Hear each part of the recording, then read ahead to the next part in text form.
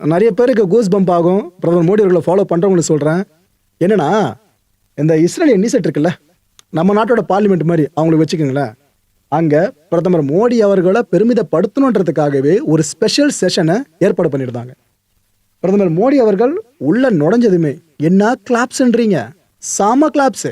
Standing அவெஷன் கொடுக்க ஆரம்பிச்சிட்டாங்க. ஒட்டுமொத்த எம்பிசி எழுதி நின்று ஸ்டாண்டிங் அவெஷன் கொடுக்க ஆரம்பிச்சிட்டாங்க. பிரதமர் மோடி அவர்களுக்கு அவ்வளோ சந்தோஷம். அதுவும் இல்லாம இந்தியால மோடி மோடி அப்படின்ற சாண்ட் பெருசா எதிரொலிக்குதுனாக்கா ஆச்சரியப்படுறதுக்கு இல்லை. இஸ்ரேலருக்கு எம்பிசி இதை பண்ணாங்க. அது கூடவே சேர்த்து மோடி அவர்களை மெடல்லாம் போட்டு பயங்கரமா கௌரவிச்சாங்க. இதெல்லாம் சிறப்பா செம்மையா நடந்து முடிஞ்சுதா. அதுக்கப்புறம் மோடி அவர்கள் இறங்கி வந்தாங்க. அப்ப அங்கிருந்த எம்பிஸ்லாம் அவரை சூழ்ந்துக்கிட்டாங்க. ஒரு பெரிய செலிபிரிட்டியை பார்த்தா எப்படி இந்த ரசிகர்கள்லாம் கூட்டம் போடுவாங்க, கிட்டத்தட்ட அது மாதிரி இருந்துச்சு.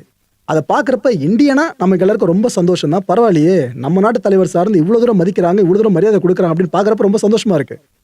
ஆனால் அதுக்கு பின்னாடி எதுவும் உட்காரணம் இல்லாமல் இருந்தால் சந்தோஷப்படுவோம். அவ்வளோதான். 2 தடவை ஓப்பனாக சொல்லிட்டேங்க.